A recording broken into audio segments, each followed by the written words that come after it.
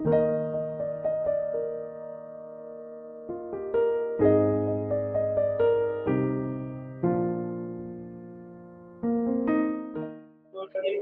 the church. And most of these churches are Pentecostal churches. Napag-usapan yung 666. Diba? Darating na yung panahon na lahat ng tao kailangan mamili. Pag nag-raise na yung Antichrist, ito yung interpretation nila. Kailangan tatakan ng 666. Sa order or sa... Tapos, may sinabi kasi dito sa Revelations na and you shall compute this call for wisdom. Let the one who has understanding calculate the number of the beast, for it is the number of the man, his number is 666. Kailangan daw i-calculate. So naalala ko, dahil may interpretation kung sa mga nangyayari sa mundo, bakit may numerical na siya ba? Lumubog yung barko, sa ganitong panahon, sa ganitong oras, tapos may interpretation sila na may 666. Nagkaroon pa sa TV, yung isang talk show na nung namatay si Julie Becerra, tapos yung pati ng tatay ni Julie Becerra, 6 years, 6 months, and 6 days.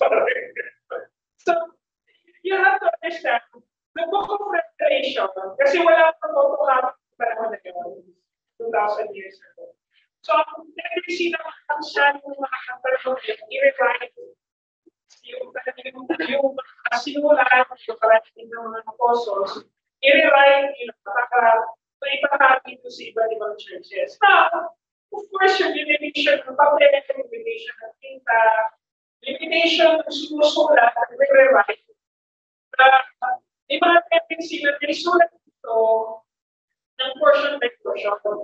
So the book of Revelation has 300 manuscripts.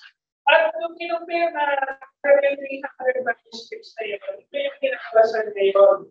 Now you have to understand, again, yung Bible was not originally written in English. So there's always a limitation of their language. Moving to point in Greek, to Latin or to English,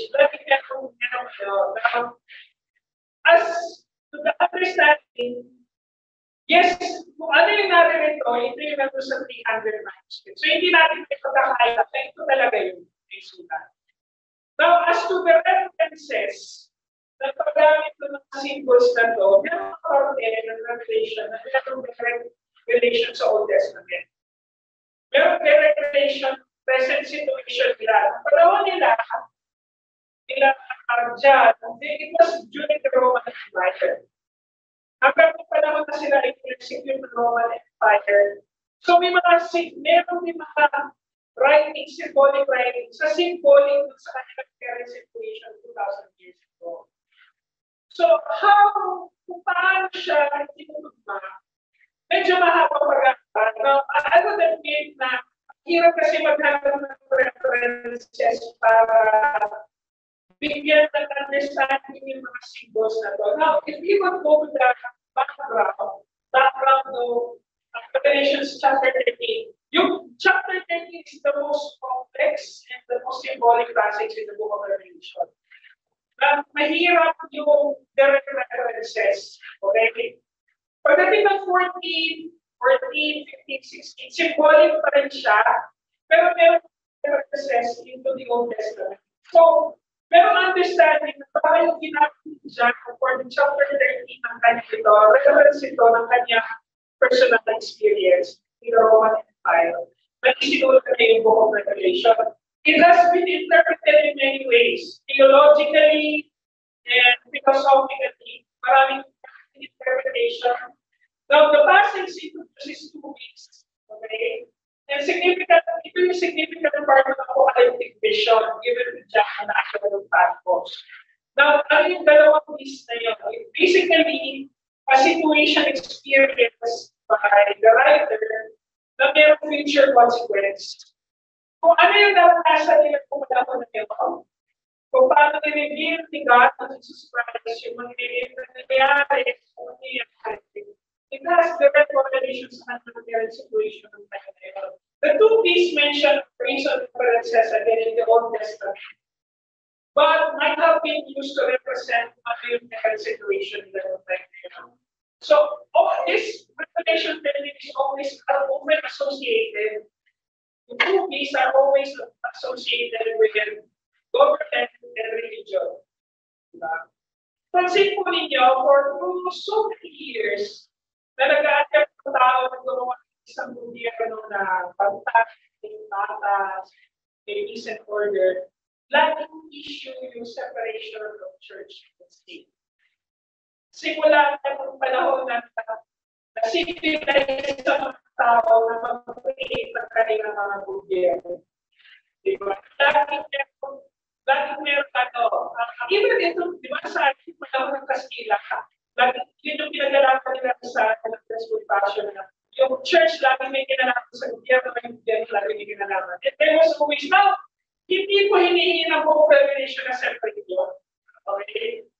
Pero walang prescription na gano'n ng Bible na kailangan hiwalay ang gobyerno ang religion. Wala siyang prescription gano'n. Pero, you have to understand, hindi yung religion at gobyerno imperfect. Tayo mga tao ang perfect. Okay, so you have to understand that. Yeah, there might be a reason na ginamit yung sa Koine Greek Draco and Terron or Draco and Beast. Kasi it has a reference ito how it symbolizes power during the time of Japan. Yung Draco kasi talagang ginagawa na symbolism niya ng mga power. Even if we go back to China, actually, if pansinin mo ninyo sa mga medieval times, lagi natin nalalaman sa mga ancient writings nila. Even to the ancient writings ng China, na-mention yung dragon. Diba? Bago pa nila sambahin niya, minsan kaaway. Now, if you go to Cambodia, Myanmar, may mga ancient writings din about the dragon and that. So, meron common knowledge into that idea. Now, of the context dyan used into writings from Old Testament and experience from the Roman Empire. So, medyo mahaba po yung intro kasi gusto ko po sana mag-isa yung isip na paano natin siya babasahin, paano siya importante sa atin ngayon yung mga kababumanan ito. Now, doon sa first beast, yung first beast it represents political power, sort of ties in the opposition of God. Okay? So, first beast symbolizing turmoil and evil. The Roman Empire was very notorious during that time. Sila yung nag-invento ng crucifixion. Sila nag-invento ng modern warfare. History pa po sila. So, sila yung nag-invento. Hindi na makabisang paraan para pumatay ng dalawa. Okay? Bukod po sa mga Greeks, sila yung innovate kung natutunan nila sa mga Greeks. Diba? So yung 7 heads and 10 horns suggest authority, global outreach. So ibig sabihin, hindi na lang ito sa hindi lang doon sa iisang lugar. So pagkalahatan po. Now the last first names of the heads emphasizes the beast. Hindi po ito nakakahulugan exactly in a system, not a particular person. Yung beast po, naalala ko dati, yung nanalo si Donald Trump, unang beses siya nagkakulang presidente ng Amerika. Sabi nila natin na yung beast. Okay. Really, and it was really yung mega church pa kami po yung time na yun. Diba? So, imagine po na kayo, kung paano na kayo, hindi ko naman po masisisi. Out of our ignorance, sometimes we try to look for patterns and doctrines. We were created in such a way na ang Panginoon na hanapin yung katotohanan base sa patterns na nilikha niya. Diba? Kung paano na nilikha yun. Pansinin po ninyo yung patterns ng Bulanda, so on and so on. So, the beast power comes from the dragon. Yung representation kasi ng dragon is always shape na converting demonic in nature or not directly demonic in nature kasi hindi naman nagre-represent si Satan ng pitch parang may pitchfork, may saksokan, may pakpak. It doesn't represent himself that way. Pero ang pinakamabisang representation is Satan sa society natin, yung pag-tolerate sa kasalanan. Sa pamamagitan ng batas, sa pamamagitan ng filosofiya, di ba sinasabing, all religion is God. That's already tolerance to sin. Di ba? Kaya dangerous yung sabihin natin na all religion is to God. No! Not all religion is to God. At saka yung, yung focus sa mga kaibigan, matagal sinasamba natin na mag-sumasamba sa Diyos. Hindi po tayo lahat sumasamba sa Diyos. Okay? We have to understand that it is good that in a certain degree we have faith. Okay? Kasi laging may bakit naman sa puso natin na natin yung Panginoon. Pero we have to understand kung paano ito i-represent doon. Now, the passage warns us against deceptive political and religious system. Kung pansin po ninyo, nung eleksyon natin, nung huli natin eleksyon, pinaka-comment lang si Marcos at si Lenny. Diba? Parang laging merong representation, dictator, savior, new politics, old politics, laging merong gano'n. Diba? Kahit yung mga churches, yung mga pastors na kakilala ko, have even supported certain ideas sa mga philosophies nila. And even to the last election sa United States, kasi ito yung pinaka-widely anticipated election sa buong mundo eh. Pansinin ninyo, nag-jump off na yung mga church into supporting Donald Trump. Why? Kasi napagod sila dun sa idea ng liberalism, idea ng culture, di ba? Pero na-realize nyo na bago pa, panahon naman ni Donald Trump, mga churches supporting the woke ideology. So, kaya rin si Donald Trump, hindi na natin ang kanyang sect, hindi na kanyang term, di ba? So, mapapansin natin na there's nothing wrong with government and religion. It's just that there are times that it will become dangerous when we entertain separate politics and extreme religious system. Okay?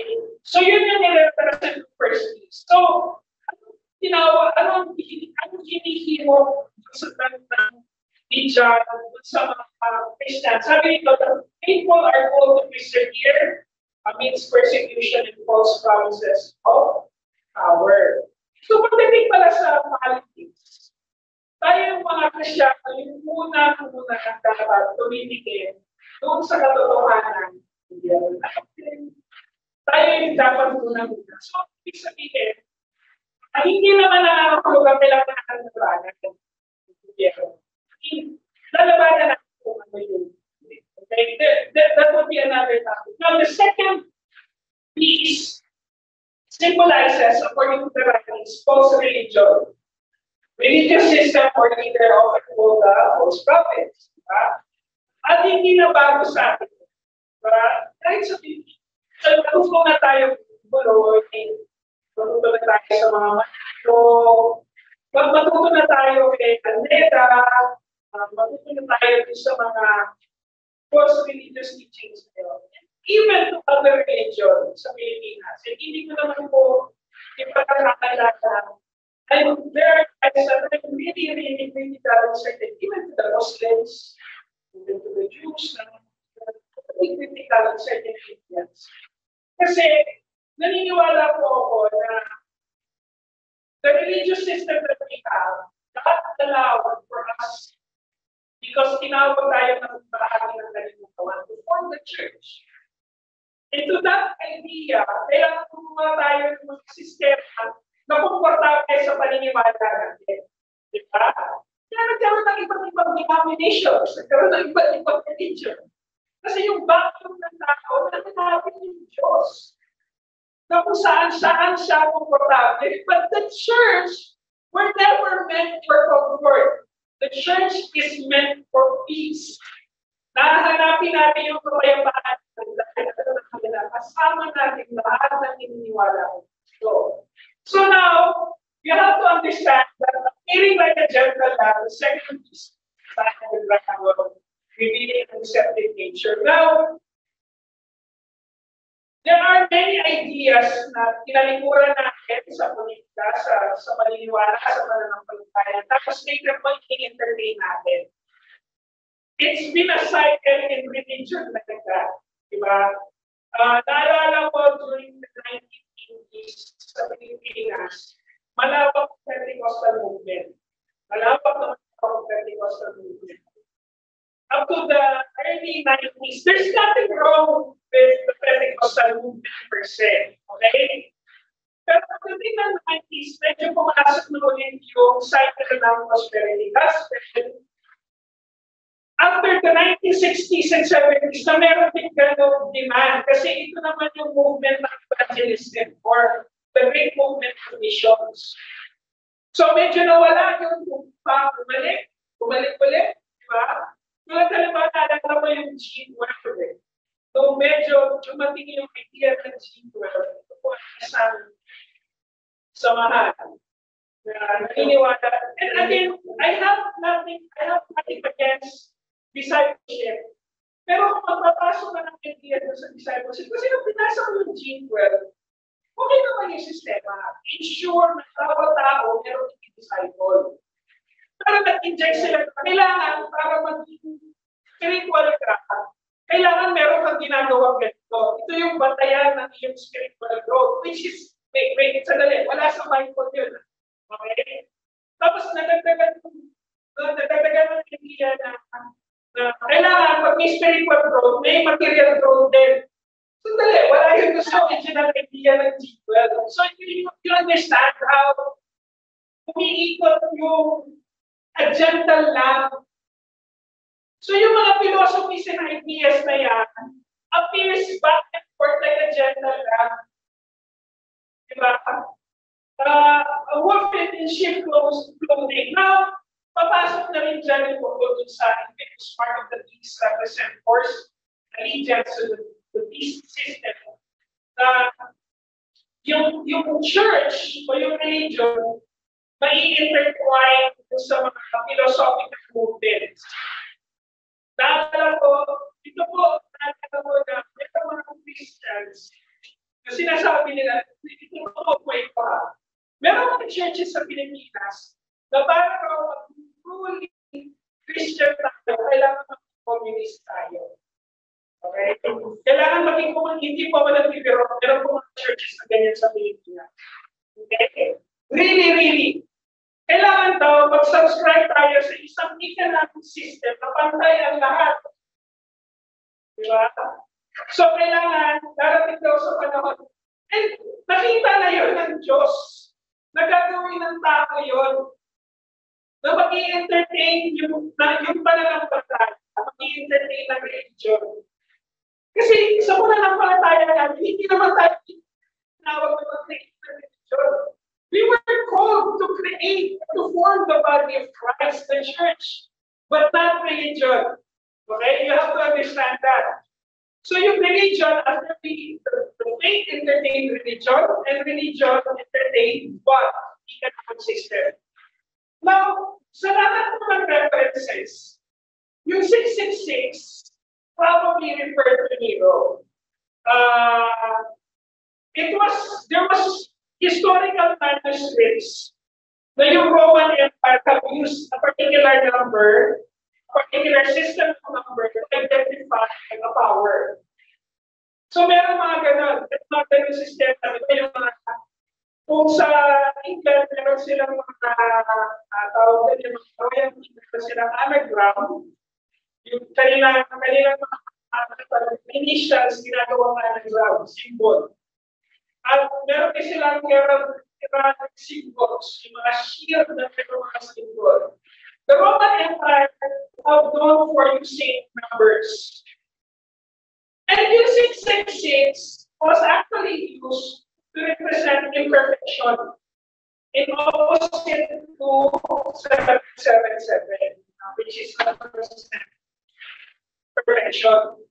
So, not literally na kailangan tayong tatakan ng 666 and literally sa kamakasan, but it might be we are subscribing to an imperfect system. That might be logically simple, that might be logically oppressive, di ba? So, hindi naman nakakahulugan ang literal na may simbolan. Kaya, alala ko pa dati, may mga Kristyano ayaw gumamit ng ATM, naging gusto yung ATM. Kasi meron na-compute ng kanyang ATM, tapos tumaba 666. Diba? Tapos kinumpit daw nila ulit panibagong ATM na series ng number sa ATM. May 666 din na lumalabas. Diba? I would understand that in a certain degree of level of theological maturity, meron patapong gagawin dito. Dahil, again, ang sinabi rito, if we will interpret it literally, as sabi sa verse 18, this calls for wisdom. Let the one who has understanding calculate the number of them.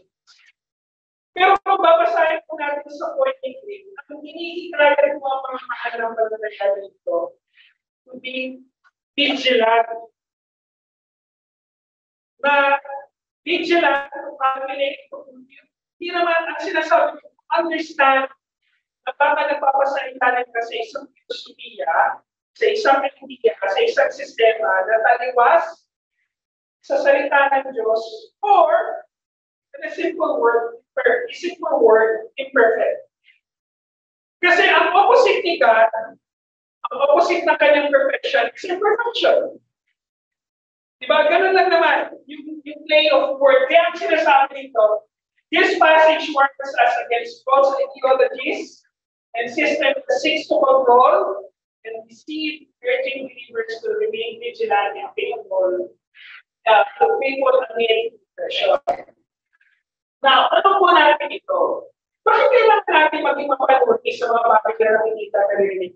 Kasi yung title natin ito, that means, pagka mapapalin na, aminin ba natin hindi, there are particular types of scam na tayo. Na-scam na ako sa Shopee. Bumili ako ng pre-order. 6 pesos lang. Di ba? 6 pesos lang, umorder ako ng 5. Kasi 3 pesos lang yun. Pero may delivery day na 30 days tapos sa Shopee. Tapos nawala na rin sa isip ko na 30 days. Sa talagang, order na ako na ako. Tapos pag-iinit ko, cancel na yung order. Ibinayaran ko na yung 10 pesos. So, na-scam ko, di ba?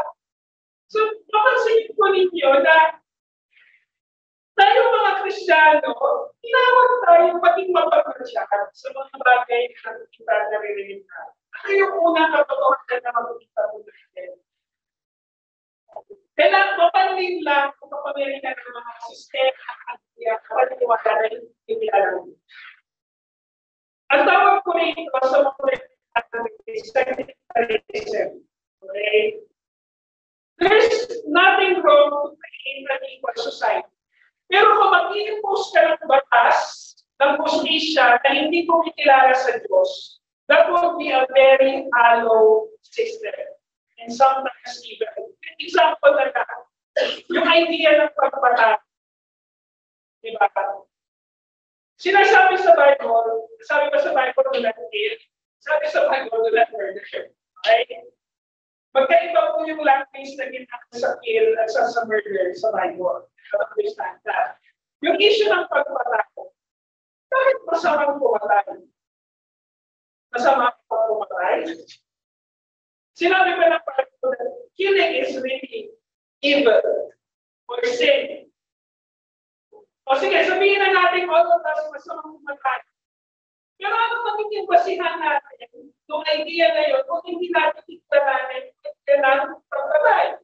Now, if you go to other culture, di ba naalala niyo si Jim Elliot?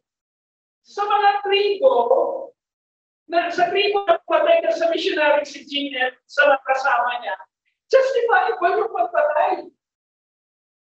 So, ano yung magiging basihan natin? So, you have the idea, diba?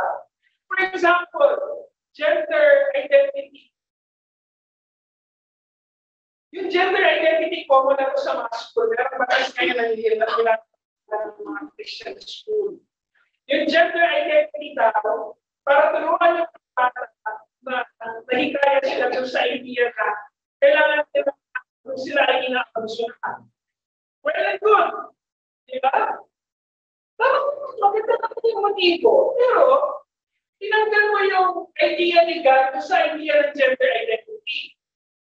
Dahil doon sa idea ng gender identity, wala nang babae, wala nang lalaki. Okay, do you get the point? So kung nakikita mo natin na darating ang panahon na meron tayong mga bagay na ini-entertain like justice, love, mercy, pero tinanggal natin ang Diyos dun sa equation, then they are not justice, love, and mercy. They are just another philosophy that is very, very evil. And I would stand on that. Nakikita mo yung idea ng love is love. Diba? Tapos ang background ng love is love is yung rainbow na flag ng LGBTQ. So, ibig ba sabihin, pinapayagan ng Diyos yung pagmamahal sa kapwa lalaki, sa kapwa babae? Hindi naman pinipigilan na mahalin. Pero yung idea ng sexual romantic love, hindi piniprescribe ng Bible. Pero kasi tinanggal nila ang Diyos dun sa idea ng niya, di ba? So, kapag lang talaga, ano mang sistema, ano mang idea, ano mang paniniwala, na kung tatanggalin mo kasi God dun sa equation na yan, talagang mapalintan siya. And that's the reason why we have to be very, very careful. Kaya nga sinachallenge ko lang si Shiloh sa mga bagay na training niya. Kasi sinasabi, as simple as this, ipupulit-pulit ko. So, hindi mo ano nasa puso mo. Gawin mo pa na makakapasaya sa iyo. You take the equation of God in that idea, that is very dangerous. Di ba? Ano ba sinasabi ng Bible? This is one of our natin, di ba? Kaya ako naniniwala rin ako. This is one thing. Isa sa kami mga teacher, meron kami tinatawag na teaching philosophy. Isa sa teaching philosophy ko, unguided learning is the most dangerous form of education. Why? Hayaan mo ang bata na matuto sa mga bagay na gusto niyo matutunan. Nang walang guidance and wisdom galing sa iba, ano ang gagawin niya? Maniniwala siya sa kahit anong bagay. And sakit po yan ng mga batang kalye. Yung mga batang kalye, tanggalin mo sila sa kalye, tapos bigyan mo sila ilagay mo sila sa isang lugar na may sistema, may order, meron silang kailangan sundin na mga bagay para maging maayos yung buhay nila. Bakit sila patuloy na tumatakas sa mga bahay na tulungan? Hindi dahil lang sinaabos sila. Pero wala kasi sa sistema nila, natutunan nila mag-survive sa mundo ng walang wisdom. You get the point? Kaya nga rin itong sabi dito, yung tulad ng isang libardo, ang halimay ang nakikita ko, at mga pakalway ng isang boso at nagbibigay ng parang isang. So yung description kasi ng idea na deceit is like a beast na pwede kang sagpangin dito sa oras na bigyan mo ng pagkakataon dito sa isipan mo. Sasagpangin ka ito. At isang ulo nito kayo magpaksuga ng mga ikamatay. Papakilala ito idea na isang idea kailangan mong alagaan. You see the symbolism here? Hindi po ito yung beast na meron isang mundo. It might be possible. Again, I'm not an expert in eschatology, pero most of the time, i-interpret natin yung beast bilang isang leader ng one world nation. Diba? Kaya, marami mga Kristiyano din, 1980s and 1990s, galit na galit sa United Nations kasi ito rin ang gagawin ng mark ng peace para pagtulungan ang buong mundo. So, you have to understand na magpapanggap yung mga idea na ito na mabuti, maganda, at dapat natin tanggapin. Diba? Kaya ano sabi ni Jesus? Matthew 24:5, sapagkat namin darating, gagawin ang aming Pangalan. Actually, hindi lang yung pangalan. Pero yung idea na tinuro ni Kristo. Diba? Katulad halimbawa na yung word na tolerance. Sabi ng mga church, sabi nila, si Jesus Christ nga pinagkakita ng prostitute. Saan yun? Di ba yung babatuhin nila? Really? May mga klaseng ng ganun. Diba? So even yung idea ng tolerance, gagamitin natin yung pangalan ni Kristo para justify yung understanding ng mundo ng tolerance. Hindi po yun yung tolerance. Diba? Ang tawag, tolerance to sin. Pero hindi ito nangangahulugan tolerance out of grace. Diba? Kaya sabi naman, sila yung magsasabing Kristo at marami silang maliligaw. Diba? Kaya sabi ko, really, totoo po ito. Pupunta po ako dati sa mga tao. May mga leader ng churches na nagsasalita na they really believe na pagkakaroon po na ating unang na inaasam ni Kristo, kailangan maging communist country. And that's really, really dangerous. Ano ba unang ginawa? Ano po unang research na isa sa mga research na communism? Communism above all. Papatayin mo ang anything that would define communism tulad ng religion. Ano ba ang sinabi ni Mao Zedong? Religion is the opium of society. Hindi kailangan ng tao yan. Diba? Mabuti lang yan sa pakiramdam. Totally opposite. Diba? Kaya yun yung, we have to understand this. Hindi ko na sinasabi. Totoo na. Pero I hope we will understand na binawaringan tayo ng Biblia tungkol sa mapagpindahan ng mundo. Pangalawang katotohanan. So, sige, sorry. Sinasabi nito, maging maingat tayo. Kasi, i-entice tayo. Nung mga paniniwala na ito. Diba? Katulad ng bawal, katulad ng yung environment. Tama naman, sinabi naman ng Biblia that we need to be stewards of the creation of God. Pero yun to the point na meron yung alam niyo sa bansa sa London yung stopway. Diba? Yung kailangan magsira ka ng mga gamit. Kasi doon mo lang mahihinto yung pagkakaroon ng loyo. Diba? Parang napaka-idealistic ng idea. Talagang merong alindog yung mga idea na yun. That won't entice us. But you have to understand it is always an alternative. And anything alternative to the truth is imperfect. And the moment that it is imperfect, who doesn't belong to? Kung hindi siya perfecto, hindi mo siya. Isa talaga siya. Okay? Don't understand that. Next. Ipagpipilitan ng kaaway ang pakanang pagsamba at inakali sa mission ng kasama. That's the first thing. Yun yung gusto ng kaaway. Pupunta tayo sa church, sasamba tayo, at hindi dinipin ng kasama. Kasi the moment that you take that out, it becomes very comfortable. You have to idea, parang hindi na ba ang church? The church is for the people who already belongs to God. Who will continue to seek Him. Kaya yung concept na seeker-sensitive church, medyo sandali. Yung seeker-sensitive church, alam mo may ibig sabihin na seeker-sensitive church? May yung church, kailangan maging komportable sa kahit sino ng tao na papasok sa church. Diba? So they create a system in their church na masaya siya, may kahit siya, pati yung preaching.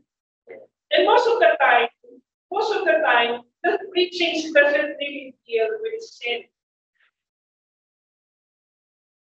Kasi ano bang muna natin ina-admit kung bakit tayo sa church? The first thing that we admit is because we are sinners. Diba? This is the hospital for sinners. And we will stay in this hospital until the time that God would heal us. To His perfection, to His truth. Diba? Yun yung gusto ng kaaway. Kaya sabi nito, binigyan ng kalimang isang bibig na magsasalita ng mga kapataluan, kawastahanan, inahindutan nito, pamahala sa loob ng punahan ng dalawang now, I tried my best to look for what is the 46 months here. The 46 months is actually very 4 years, around almost 4 years, almost 4 years. Short for 2 months. Okay? So, sinasabi rito na actually, meron ako narinig. Di ba yung term of president, ng president ng 4 years? Tapos bago sila, 2 months before sila mag-get ng power, may bago ng presidente. So technically, 46 months lang sila in power. But it refers to the president. Diba? It represents, ipihilin na lang po yun. I would like to admit that there might be other symbolism here, specifically for the church during the time nila John. But the understanding here is the false religion would come in. Diba? Ganun nga yung ginawa ni Constantine. Alam niyo kung bakit nilegalize ni Constantine ang Christianity? Kasi hindi na niya mapigilan. Hindi na niya mapigilan yung growth ng Christianity na kahit ano niya gawin niya persecute sa lahat ng Kristiyano. Diba? Tumatapos sila. So sige na nga, okay na kayong lahat. Pero hindi naman nangangahulugan. At dahil doon, na-entertain din yung pati yung mga ibang religion na how-shaw, ibig sabihin halo-halo. Sa Bisaya, snago-snago na. Diba? Nag-halo-halo na yung kanilang pananampalataya. So it became an open ground to anything that you would like to believe in.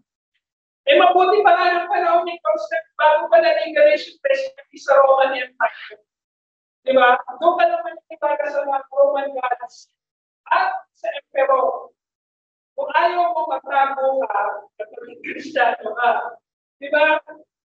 Kaya nga, we have to understand, we are not here to guilt-trip you. The church is not here para apihin kayo o himukin kayo na gawin ito kasi ito lang makapagpabuti na ng buhay. No. We are here, we are a church. But the first thing, first of all, we repented. We acknowledge that we are sinning. That we are sick and we need healing. And that perfection only comes to Christ. And ang His second coming. Kaya nga sabi ni Cristo, sapagkat kung saan nalalaga ng problema, hindi malalalaga ng puso. Saan ka komportable sa pananampalataya? Komportable ka yung comfort ka sa lahat? O komportable ka na hinahayag ka sa lahat? So where your heart is, there is your treasure. Where is your treasure, there's also your heart. Doon naman nilalalaga na. So kaya mga isipin natin ito. Maling pagsamba o pagsamba sa ibang bagay, isang maraming nagayang ng tao, kanilang tiwala sa mga bagay na nakakala nilang magtutulog ng ginhawa. Sa buhay at pagulog ng kapagwas. Yun naman ang promise, ang lain ni Satan, di ba? Comfort. Di ba? I have nothing against comfort. I have nothing against wealth. Kasi yun yung creating ka, kaya na-create yung Garden of Eden before Adam and Eve. Give them comfort. But yung comfort na yun, connected to God. That He only is the one who created everything. Diba? Yun naman ang gusto ng kaaway. You don't pursue wealth and comfort apart from Him. Diba? So, ikatlong katabakan. Kailangan natin maging magdala sa gitna ng pag-usig. Bakit hindi susubukin yung pananampalataya? I cannot overemphasize this. Sabi nito, mahihintulutan niyo dito makipaglaban sa mga banal at daigin sila. Binigyan siya ng kapangyarihan ng bawat itibayan ng kahalansan. Lahat na nanitirahan sa ibabaw ng lupa ay sasunod sa dunya. Bawat isang pangalaman ay na hindi nakasulat sa balumbon. Book of life, of the land, na tayo kailangan di pa kailan sa lupa. Now, you have to understand, Sinasabi rito that the Christians, there will be a battle, continuous battle of good and evil. At may mga pagkakataon talaga, may collateral damage sa ating mga Christian. May collateral damage sa church. Diba? Ang mga tayo, dahil sa kanilang mananampalataya. May mga katalikod dahil sa hindi nila naiintindihan ang pananampalataya. Pero you have to understand at the end of the day, ito mga nangyayakad dito ay parte ng pag-uusig dahil sa ating pananampalataya. Susubukin talaga tayo. And to the point na hindi ko na mali-imagine hindi ko na-imagine talaga na yung gender issue makakarating hanggang sa eskwelahan.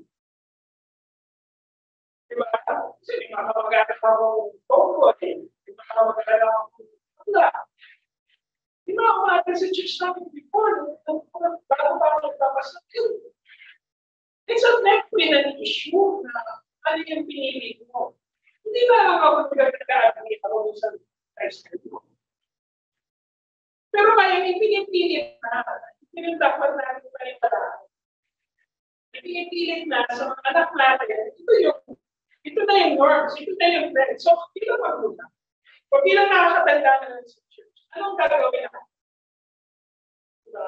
Kasi magiging kwentuhan yan sa dati ng araw, kwentuhan yan sa Facebook. Diba? O posibleng itanong yan ng isa sa mga bata natin sa Facebook.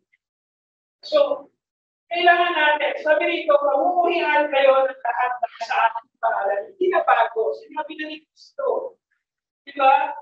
Subalit na makatagal hanggang sa wakas ay nagpitas. Kaya nga mga kapatid, huwag magpalit lang sa ibigay ng kinawa ng mundo. Mapalit ng panandalian ng pagkikilang.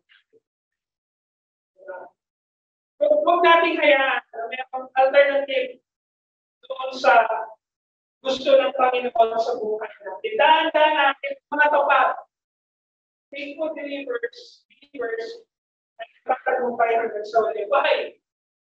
Di ba ito yung isa sa pinakamatatag na profession natin din ng mga tao. Kasigiran sa Diyos.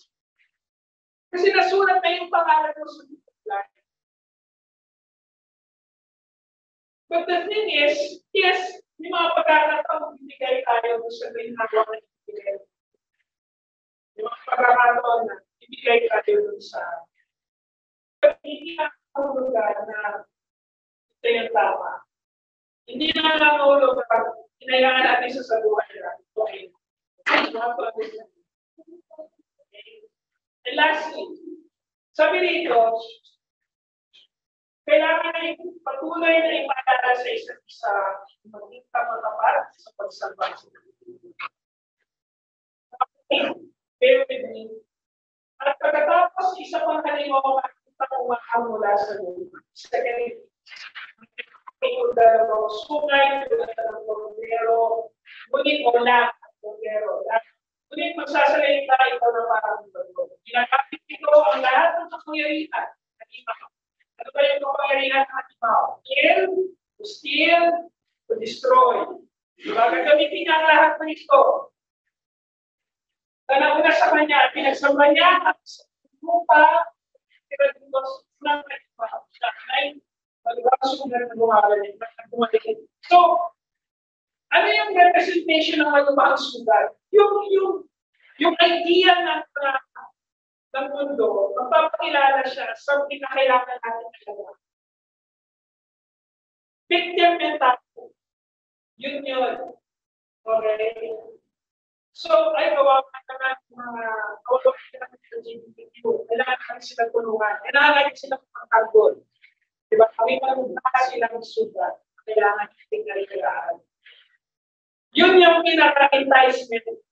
Kasi gusto rin natin maging savior ng ibang tao. Diba? In one point or another, meron bawat tao may siyahin of drugs. Gusto mo maging tumulong sa iba kasi magiging importante.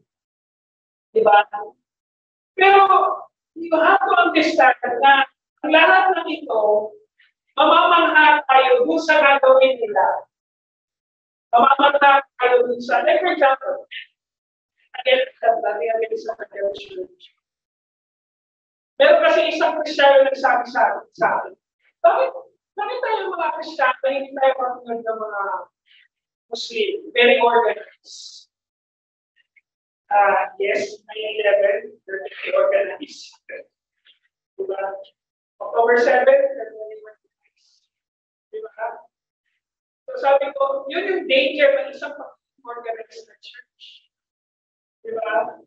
Yung pagiging lahat-lahat na sa ilahan ng sa pamamagitan.